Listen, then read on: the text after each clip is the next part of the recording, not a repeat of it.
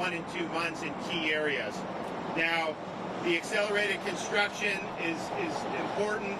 It's expected to generate $14.5 million in benefits to Central Floridians and to the state in general. This is a result of reduced delays, improved travel time, and reduced traffic crashes from the improved corridor, all of which have economic benefits to the region and to the state. Accelerating the 408 interchange construction has also helped sustain more than 1,500 jobs directly associated with the I-4 Ultimate project.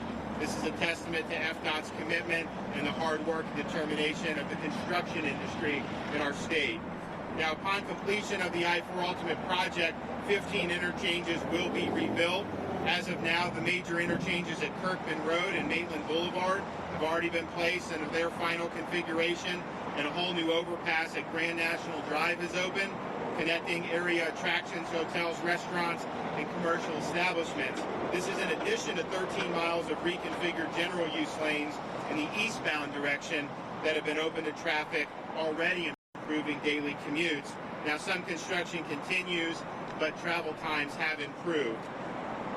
We have in Central Florida 2.5 million residents in the greater Orlando area. It's grown by more than 20% just in the last 10 years, one of the top 10 fastest growing regions in the country. And it's, of course, the top tourist destination in the world. It's vital to Florida's economy because of our venues, our attractions, and our resorts. And transportation is going to be important as Central Floridians get back to work. When Walt Disney chose the location to build the Magic Kingdom, he did so to its close proximity to I-4 Turnpike Interchange. So having the right infrastructure really does create a foundation for future growth. Obviously, we've seen that with the theme parks. Through I-4 Ultimate, 21 miles of interstate are being completely transformed with $2.4 billion investment in Central Florida's future. This is no simple feat. This is heavy and complex construction, and I'm very much proud of FDOT's work and appreciate the patience of so many people throughout Central Florida. This was a very trying time, a lot of uncertainty. When I called Kevin in, I said, we've got to take advantage of this. He said, all right, let me make a plan. Came back with a plan. And not only here, but you see other major projects throughout the state in the Tampa-St. Pete area, Miami. These are things that are being moved ahead of schedule, and that's going to benefit folks on their daily commutes. So this is this FDOT project is done just in time, as today we move into what I'm calling the full phase 1 of Florida's safe, smart, step-by-step plan for recovery. When we announced the initial plan in April, we said we wanted to make sure that we were proceeding very methodically, driven by data, and making sure that things were going to be able to go as smoothly as possible. We deliberately did not exhaust all the options that were outlined in phase 1 of the White House's guidance.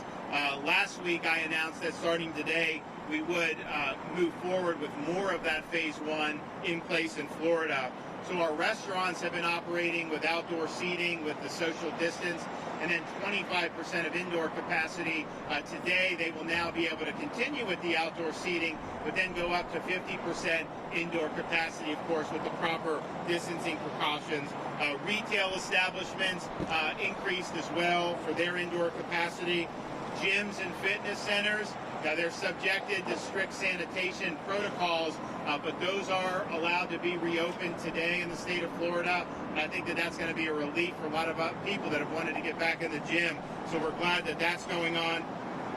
I've made it very clear to a bunch of leagues and individual athletes and individual competition, Florida can be a venue. Obviously, we have our own teams. Those leagues are going to start hopefully getting up and running again in the not-too-distant future. Any of those leagues that have teams in states that won't allow that competition, we can find places here in Florida. I mean, you look at Orlando, there's a football stadium right here that could host games. So we believe that getting sports back online is important for kind of the nation's mojo. We want to make sure that we're doing our part here in Florida to be able to do it. We also, in our announcement for this full phase 1, have told our theme parks submit plans for reopening, show us how you're going to keep staff and people safe, and then have the endorsement of the relevant local official or officials in your area, and we're happy to consider that as we go forward. When you open a theme park, it's not like you can just flip a switch and 3 days later do it. You know, they're going to need a lot of runway to be able to know a date certain. So I'm not saying this is going to happen tomorrow, but I think it is prudent to solicit these plans so that we know the direction that we're going. But I think you've already seen some theme parks in other parts of the world open, and I know we are going to get that done here. It's just a matter of at what time and what the schedule looks like. We also are telling the counties that these vacation rentals, if they have a plan and they want to submit, then we're happy to look at that as well. So what we're looking at in terms of phase one, if you look, those original phase one counties, the data has been very, very strong throughout this period. If you look today's data that's going to be published today, statewide there was out of 24,000 tests, about 700 new cases. That's a 3.27% positivity rate statewide. But if you look at those original phase one counties outside of the Miami and Fort Lauderdale area, that's about a 2.4% positivity rate. So that's very, very low. That's exactly what you want to see.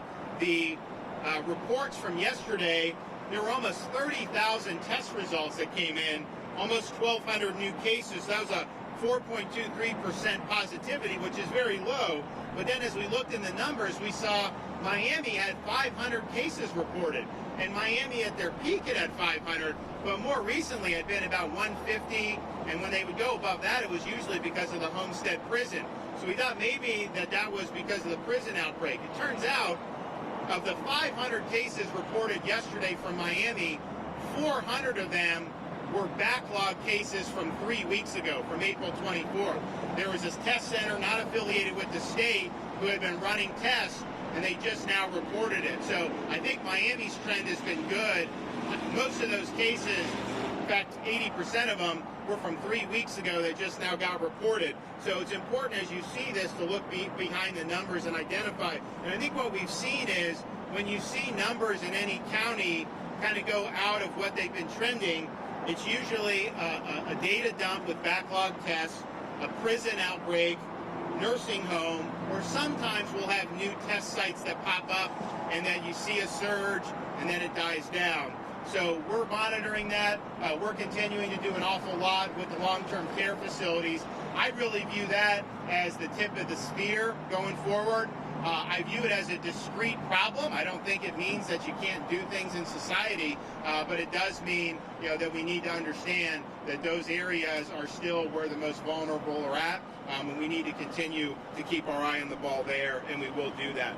I want to let Secretary Thibeault come up and say a few words, and then I'll have a few more things and be able to answer any questions. Thank you, Governor. Glad to be here today and glad to be able to follow into what your mission you gave us. In early April, you challenged the department to find ways to accelerate I-4 construction while there was less traffic on the road, and I'm excited that we were able to open these critical components of the I-4 corridor to drivers several months ahead of schedule. This is the biggest milestone of the project to date, and it will undoubtedly transform the heart of our state's transportation system. Just a few benefits of this transformation include each interchange ramp will now have its own access point, reducing congestion and rapid lane changes in critical decision areas, increased capacity in the area, especially on ramps, making it less likely for backups from ramps to occur onto the main line, removes the old trumpet exit that was there since the early 70s. It required sudden, slower exit speeds and a great amount of weaving. And ultimately, it will restore the fabric of the community once the full interchange is complete and the old interchange is removed. This includes the historic Paramore neighborhood that will be reconnected once again once we remove those old ramps. And finally, this project enhances access to large venues, theme parks, and all other attractions that make Central Florida the amazing destination that it is. As the governor mentioned, we knew that these interchange openings, as well as the significant portions of the westbound general use lanes, will improve travel times throughout this critical corridor. We anticipate this trend will further improve as the final section of the general use lanes, remaining interchanges, and managed lanes comes online. As we move forward toward full project completion, safety will still remain our top priority. Along the corridor, in coordination with all partners and stakeholders, will certainly continue. Taking a moment about partnerships, this project has had several significant partners that has brought it all together from its onset. One of those is the important partnership we have with the Central Florida Expressway Authority, and we're very pleased to be able to work with them to deliver this project.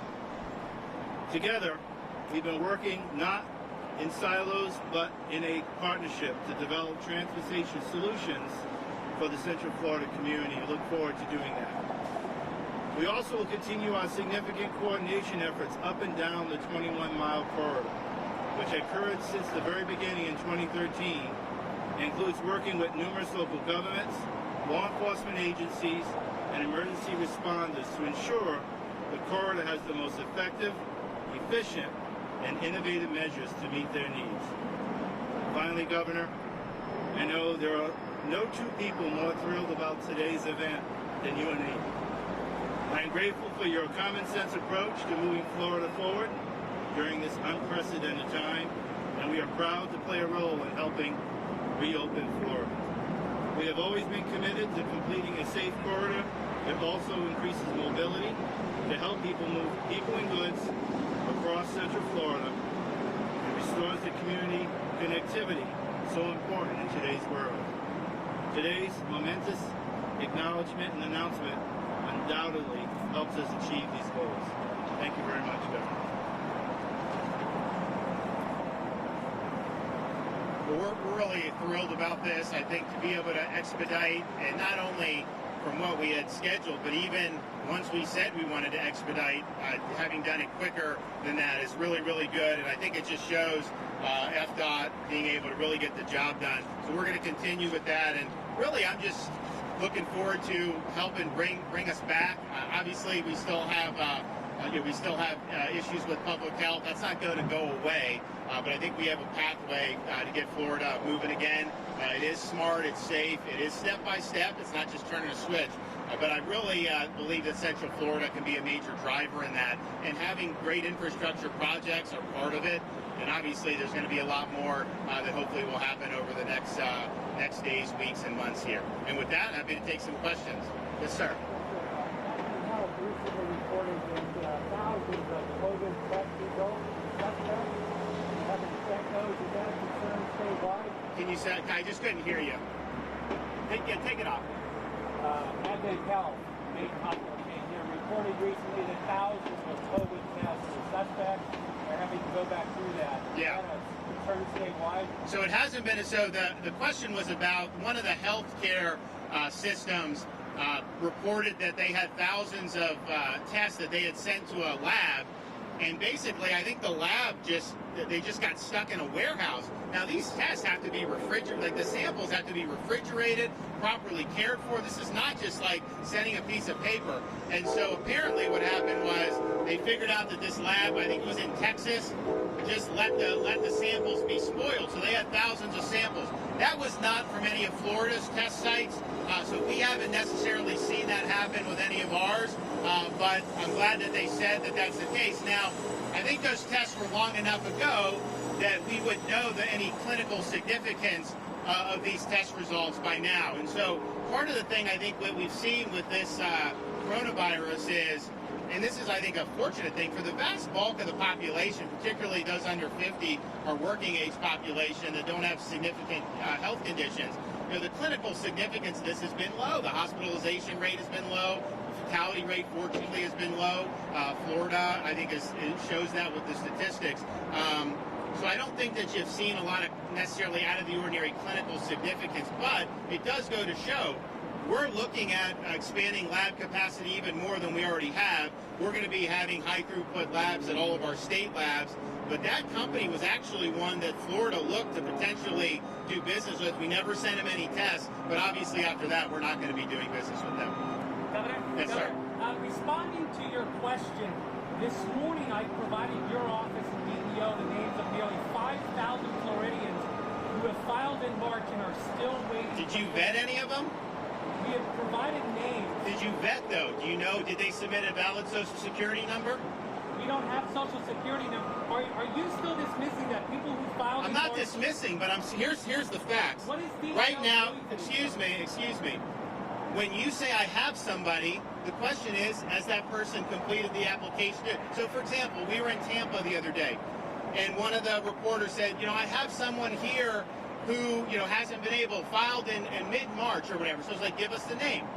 So we took the name and went, and it turns out the employer's contesting it, saying that the individual quit. So all these have individual fact-specific stuff. Here's what I can tell you. More than $2 billion has now been paid out. And of all the unique, complete, and eligible applicants, 97% have now been paid. Unique applicant, valid application, eligible, 97% have been paid. So what we're going to do tomorrow is I'm going to take all the data, because we're going to have even more good news from what was done yesterday. We're going to put that out, and we're going to show not only who's all been paid, and then we're going to go over the common pitfalls for people, that have not been paid. But I think it's your responsibility, if you're representing that there's someone in March who hasn't been paid, to tell your viewers whether that someone is a valid applicant or not. If someone applies and doesn't support a Social Security number, guess what? Federal, you can't pay under those circumstances. Isn't it DEO's responsibility to tell us if they're valid or not? Right? No. Here's the problem. You are not even investigating whether they're valid claims. You're just asserting that that people have applied. And I'm telling you that we have $2 billion in claims that have been paid. We have 97% of the unique, eligible, completed applications. So the issue is they're paid in the order they're received. If you apply today, you're not going to leapfrog someone that paid. They're paid in the order that we received. And so those are just the facts. And I know it's like, to take an anecdote here, but I'm telling you, you got a responsibility. If you're going to put that out to viewers to say that we've looked into it, the person submitted Social Security, the person is eligible, and not just say that, someone said, because you know what, under normal circumstances, you have people who aren't, we're getting people from other countries applying. We're getting people from other states applying. And so that all goes through the process. Any other questions? In regards to the I-4 Ultimate back, okay, so you've gotten ahead of the game here, but I-4 Ultimate was already behind. What is the timeline now, and has the overall timeline for completion of the whole project changed, or will it? Yep. So our goal since the very beginning is keeping the foot on the pedal and getting them to complete the project. So right now, as we saw some benefit with reduced traffic, they have made some tremendous progress. So again, we're still pushing to, as we had said in our media release, that at the end of this year, opening up the general use lanes, the interchanges to have, like this one, at the schedule at the end of the year, and then they'll be able to finish their work next year. How many weeks and months we're going to see, we're going to keep monitoring that. And as we get closer, we'll be able to get back with the media and tell them how much we were able to benefit from this opportunity. I have a question about fitness centers. Fort Lauderdale mayor says they can open. Broward County mayor says they can't, yet some of them did. Who's right? And So South Florida, as you know, when we did phase one, we viewed South Florida a little differently. They're on a different schedule. So they submitted to me last week plans for their, kind of phase one. And their plans did not include the gym. So they're allowed to do it if they want, but I approved their plans as is. So if they decide they want to do the gyms, they can do it. But we've worked with them throughout and really been collaborative. And my view on all this is, look, you have to work together, local, state, federal. And if we're at loggerheads, it's not going to work. So throughout the whole process, whether it's Miami, Broward, Palm Beach, there were times when we were doing things together. And, if I were in their shoes, I may not have done 100%. But I think it's better to just, let's get on the same page and let's go forward. And so that's what we've tried to do. So they didn't want to do that yet. And so I gave them the freedom to be able to make those determinations. But I think you're going to see them do that pretty quickly going forward. And I think also because these gyms, I mean, they're ready for sanitation. They understand the things that need to be done.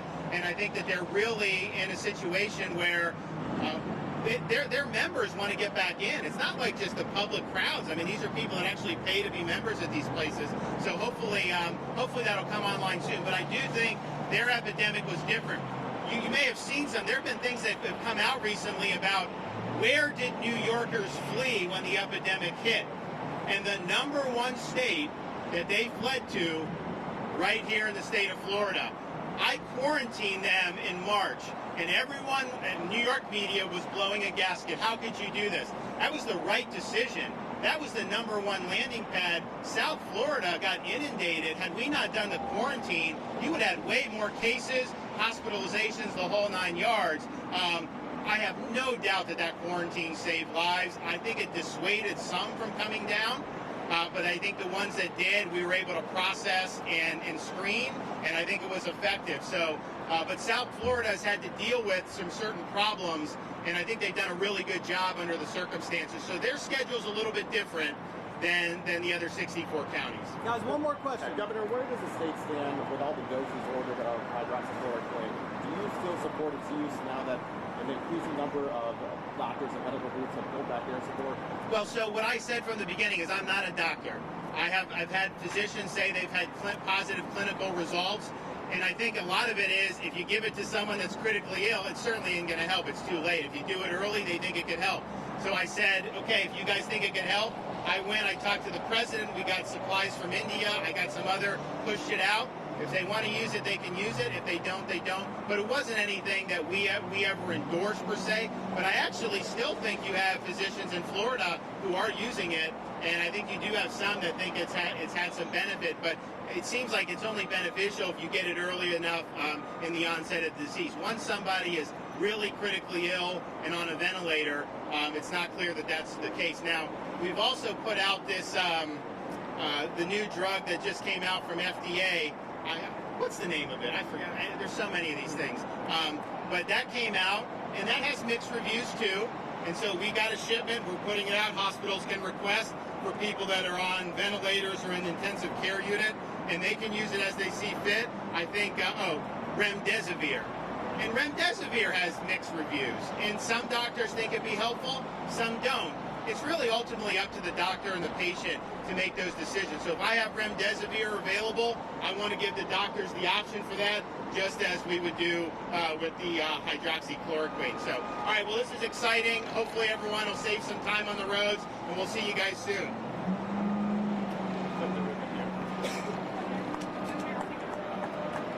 Oh, wow. All right. Here we go. 1, 2, 3. Yeah. Good stuff. Good job. Thanks, everybody. Appreciate your hard work. Take care.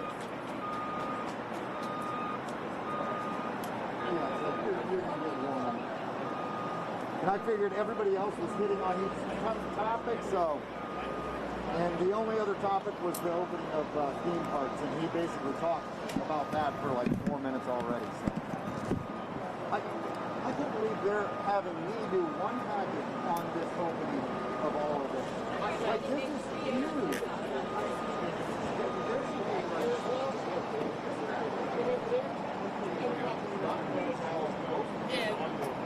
But I get it. Everybody just wants to do it.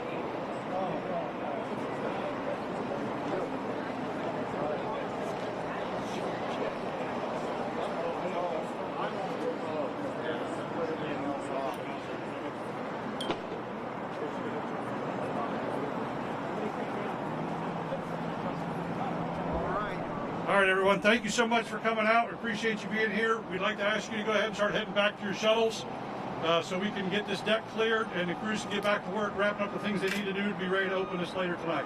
Thank you.